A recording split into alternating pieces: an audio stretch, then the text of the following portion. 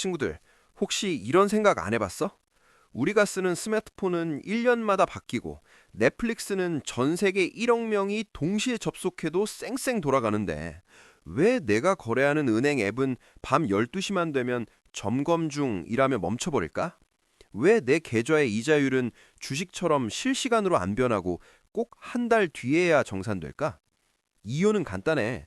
겉만 번지르르한 앱 뒤에 숨겨진 은행의 심장이 사실은 40년 된 낡은 고철 덩어리라서 그래. 오늘 우리가 파헤칠 기업, 소파이는 바로 이 낡은 금융의 심장을 송두리째 갈아 끼우는 심장 전문의이자 금융 인프라를 독점하려는 야망가야. 반가워 러너들. 난 인베스트 마라토너야. 난 겉으로 보이는 주가나 마케팅 문구보다는 그 회사가 가진 기술적 구조, 아키텍처와 생산 효율성에 미친 듯이 집착해. 만약 네가 소파이? 그거 그냥 학자금 대출을 해주는 이군 은행 아니야? 라고 생각했다면 오늘 이 영상이 네 머리를 한 대 칠 거야. 반대로 남들은 모르는 소파이의 진짜 무기, B2B 기술 플랫폼의 해자가 궁금해서 잠이 안 오는 러너라면 지금 당장 구독 버튼 누르고 출발해보자고. 오늘은 진짜 깊게 들어갈 거니까 러닝화 끈 꽉 조여매. 자, 소파이의 기술을 이해하려면 먼저 상대를 알아야 해. 바로 전통 은행들이 쓰는 레거시 시스템이야. 대부분의 대형 은행 코어 시스템은 1970년대, 80년대에 구축됐어. 코볼이라는 언어로 짜여 있는데 이게 얼마나 오래됐냐면 지금 이 언어를 다룰 줄 아는 개발자가 은퇴해서 할아버지가 될 정도야. 이 구형 시스템의 치명적인 문제는 사일로 구조라서 그래. 예금 시스템 따로, 대출 시스템 따로, 카드 시스템이 따로 놀아.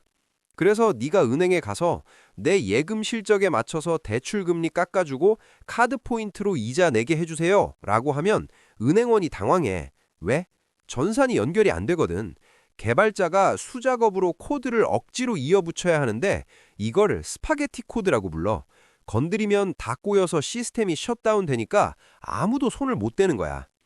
여기서 소파이의 첫 번째 비밀 병기, 테크니시스가 등장해. 소파이가 이걸 2022년에 무려 11억 달러나 주고 샀을 때 다들 미쳤다고 했는데 난 이게 신의 한 수였다고 봐. 테크니시스의 핵심은 사이버뱅크라는 코어 뱅킹 플랫폼이야. 이게 뭐가 다르냐? 첫째, 멀티 프로덕트 레저야.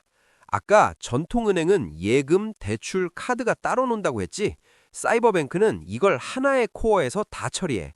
이게 기술적으로 왜 무섭냐면 실시간 복합 상품을 만들 수 있어. 예를 들어 네가 오늘 커피를 마시면 그 결제 금액의 1%가 실시간으로 대출 원금을 갚는 데 쓰이고 동시에 남은 잔돈은 주식 계좌로 넘어가는 상품을 코딩 몇 줄로 10분 만에 만들 수 있어. 레거시 은행? 이거 기획하고 개발하는 데만 1년 걸려. 둘째, 실시간 처리야. 전통은행은 밤마다 장부를 맞추는 배치 작업을 해. 그래서 밤에 점검 시간이 있는 거야. 하지만 테크니시스는 클라우드 네이티브라 24시간 365일 멈추지 않아. 넷플릭스처럼 말이야. 소파이 앱 들어가 보면 금고 기능이 있어. 돈을 이리저리 옮겨도 즉시 이자가 계산되고 반영되는 거. 그게 다 이 테크니시스 때문이야. 자, 뇌가 아무리 좋아도 손발이 안 움직이면 식물인간이지. 그 손발 역할을 하는 게 갈릴레오야. 갈릴레오는 쉽게 말해서 금융의 수도꼭지 API야. 네가 만약 러너들을 위한 에너지 드링크 회사 사장인데 고객들한테 포인트 적립되는 체크카드를 만들어주고 싶어. 직접 은행 차릴 거야? 못하지. 그때 갈릴레오한테 가서 API만 꽂으면 네 브랜드 로고가 빡 박힌 카드가 나오고 비자 마스터카드 결제망이랑 0.1초 만에 연결돼. 갈릴레오의 진짜 무서운 점은 데이터야.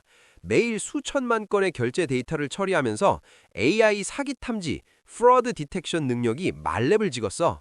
이 결제는 사기다, 아니다를 0.05초 안에 판단해줘. 핀테크 기업들이 갈릴레오를 안 쓸 이유가 없는 거지. 자, 여기서부터 진짜 집중해. 다른 유튜버들은 안 알려주는 핵심이야. 그럼 다른 회사들은 이거 없어?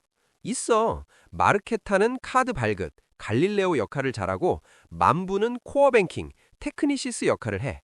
근데 문제는 얘는 반쪽짜리야. 마르케타를 쓰는 회사는 은행 장부 관리를 위해 또 다른 회사를 찾아야 하고 만부를 쓰는 회사는 카드 결제를 위해 또 다른 회사를 계약해야 해. 시스템이 2개면 호환성 문제 생기고 비용은 2배로 들고 속도는 느려져. 하지만 소파이는 이걸 한 회사 안에서 다 가지고 있어. 이걸 수직 계열화라고 불러. 이게 왜 금융계의 AWS냐고? 아마존이 서버 빌려주면서 전자상거래 감먹었듯이 소파이는 이 완벽한 풀 패키지를 다른 기업들한테 빌려주는 거야.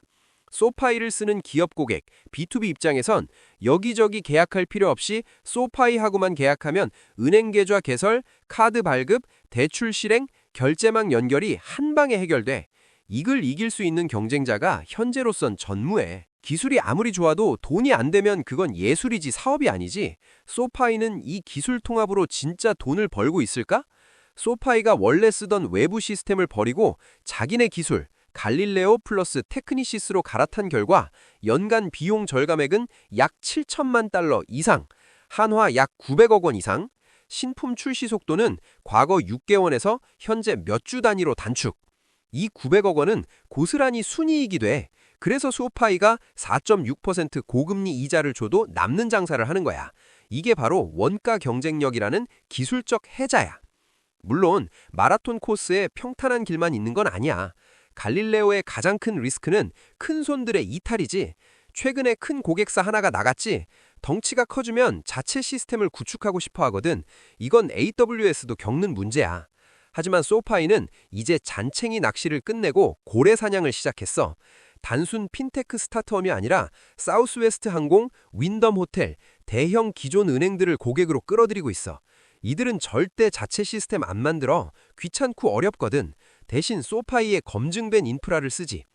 게다가 소파이 USD, 스테이블 코인까지 이 인프라에 얹어진다면 전 세계 어디든 수수료 없이 24시간 돈을 보낼 수 있는 지구상에서 가장 빠른 금융 고속도로가 완성되는 거야. 정리할게. 소파이의 주가를 볼 때 단순히 이번 분기 대출 얼마나 했냐만 보지 마. 그건 빙산의 일각이야. 물 밑에서 갈릴레오와 테크니시스가 전 세계 금융의 배관을 얼마나 장악해가고 있는지를 봐야 해. 이 기술적 해자는 하루아침에 무너지지 않아.